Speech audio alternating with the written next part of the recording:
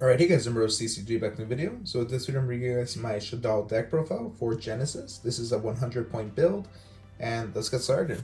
So here, we're going to get started by running 3 copies of Hedgehog. I like Hedgehog, I like seeing Hedgehog. This is the only spell trap search as well, which you rarely get off, besides Apgalon obviously. But yeah, this card. Otherwise, you can search a Shaddoll monster, which comes in handy a lot.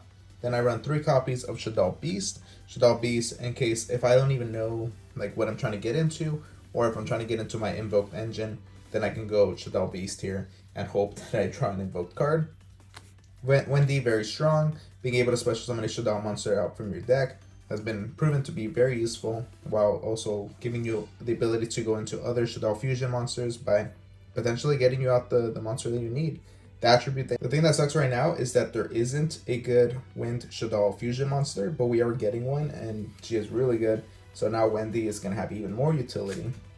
Otherwise, we do run 2 copies of Shaddoll Dragon, so we still got that mean glare there. But 2 copies of Shaddoll Dragon, it can bounce something up. It's also Spell Trap Destruction. Then we run Kaios mainly for the light attribute, but sometimes it comes in handy for the attack boost. Then we got Falco, being able to special summon itself out.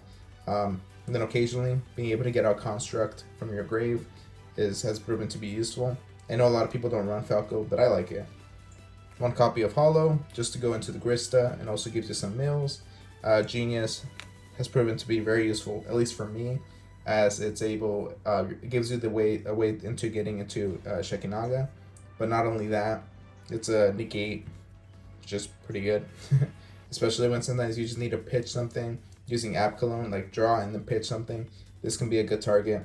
Aerial, mainly for the water, and sometimes this effect comes in handy if you banish enough things. Otherwise, we do run 3 copies of Alistair as well. Alistair, this is the invoked engine. We have to run the 3 copies. 3 copies of Effect Veiler. This was just the other hand trap that I was able to think of. It's worth 7 points, I think, and it is it's a light monster, which we need to go into Construct while also giving us some utility. Just because Kyle's isn't that great to begin with. Before we continue, I just wanted to let you guys know that for only $2 a month, you can get early access to videos, custom emojis, status updates, and a supporter badge that changes the longer you're a member. You also have a chance to get randomly shouted out in a video. There are additional tiers if you'd like to support me even more. Thanks so much for watching, and an even bigger thank you for considering becoming a member. For the spells here, I do run 3 copies of Magical Meltdown. So yeah, again, we're running Invoked, so I want to run the 3 copies. I do only run 2 copies of Invocation just because it's very easy to search out. And so I decided, instead of running the 3rd copy, just reducing it down to 2 so that I can make space for Mirage of Nightmares, but you'll see it in a little bit.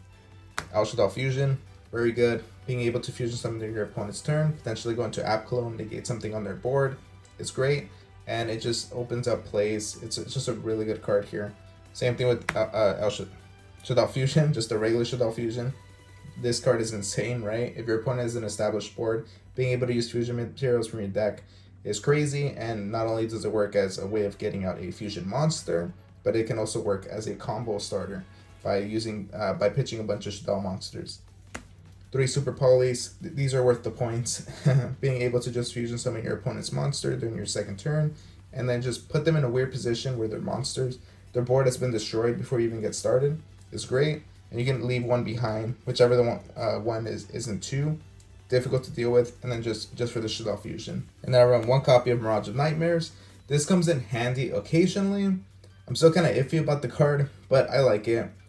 Being able to draw 4 cards during your opponent's turn, and then from there you can just discard. If they're Shaddoll cards, you're going to discard them during your turn. Their effects will go off, generating a bunch of plays. It's just kind of random whether or not it'll work. But this works really well with Shaddoll Fusion, because then you can just fusion summon during your opponent's turn and use up those materials before you have to throw them away, which comes in handy. 2 copies of Schism. Schism is very powerful, worth the 10 points each. This card here, being able to fusion by using cards from your field or grave and banishing them. That's where Aerial comes in a little handy. But yeah, fusion summon using this, go into usually Apgalon, right? And because Dark is such a popular attribute, you're then able to send a Dark monster from their field to the grave and negate something on the board. Just a lot of utility on that card. And Shaddoll Core, just to open up the place and being able to search out or go into whatever Shaddoll Fusion monster you may need. This card is just great for that. And it's also a way to recycle your Shaddoll spells and traps. which comes in handy a lot. And now for the extra deck, I run 2 copies of El Shaddoll Construct. It's Construct, right? You're able to pitch. It's a Foolish Burial for your Shaddolls, and it's on special summon. You don't even need to fusion summon this, so sometimes with Falco, you're able to trigger this, and it's going to be even easier to do so with the new support, which I'm super excited about. 2 copies of App Cologne. This card has proven itself to be more and more useful, especially, again, with the new support that's coming out. We now have a 1-card combo, which I'm going to try to cover it soon, just to show you guys how great this card is. But otherwise, being able to negate something on the board during your opponent's turn is great. And then the end of the graveyard effect here, being able to add a Shaddoll card from your deck to your hand and discard a card has multiple utilities, because not only is this a Shaddoll Spell or Trap Searcher, which we don't really have right now besides Hedgehog, and that is not great because you need to flip it, but then you can discard a card, which gives you the a line of plays to whatever discard effect you want to use. Grista for the fire, sometimes you go into it, not often though. Shekinaga, decent, right? It's a monster negate. This one's Anona, yeah, Litis, I don't know, but this card, don't go into it a lot. It's very niche, but sometimes it comes up. Invoked here, Invoked Mechaba, right? Monster Spell Trap Negate, very useful. Raijin, yeah, Book of Moon, Purgatrio. Sometimes you need to just beat into your opponent's board, and that can be useful at times. Elysium here. This card is pretty powerful if you're able to go into it. A little difficult to go into, but being able to board wipe is pretty great. And then we have 3 targets for Super Polymerization.